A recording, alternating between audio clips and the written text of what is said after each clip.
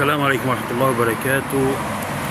الفترة اللي فاتت كان في ظاهرة كبيرة جدا بتحصل في تركيا وخاصة مع المصريين، ان انت بتلاقي بعض السماسرة او الناس بينزل اعلان بيقول لك لو عايز تيجي تركيا وسنك فوق ال 45 او تحت ال 20 هنستقبلك وهنجيب لك شغل وسكن، وده طبعا بيكون بمقابل مادي حوالي من 50 ل 60 ألف جنيه.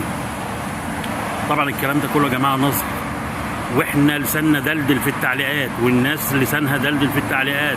يا اخوانا الموضوع مش زي ما انتوا بيصوروا لكم وان الدنيا جميلة والدنيا حلوة.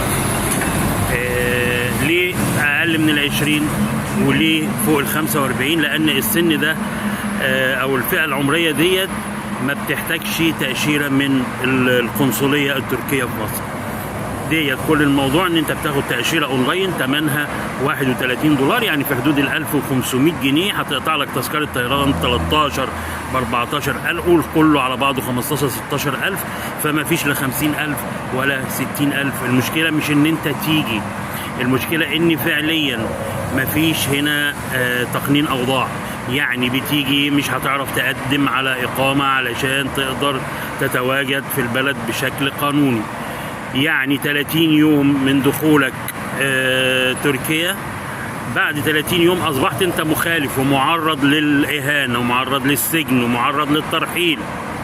أي حد هيقول لك غير كده يبقى بيضحك عليك وعايز يستفيد منك. فما فيش حاجة ب50 ألف، ما فيش حاجة ب60 ألف.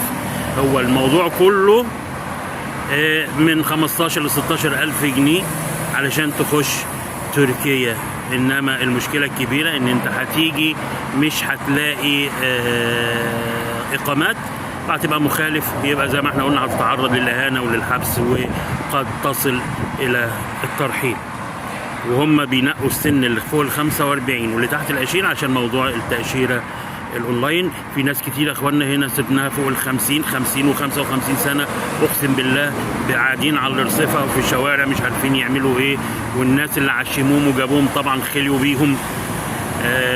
خلاص هو طلع المصلحه، انت بالنسبه له سبوبه، خد قرشين من ورا منك وبعد كده مش هيسال فيك. فرجاء محدش هنا زعلان ان انت جاي، ولا انت هتاخد رزق حد ولا هتاخد شغل حد. احنا بننصحكم لوجه الله، مفيش تقنين اوضاع في تركيا. دمتم بخير، السلام عليكم ورحمة الله وبركاته.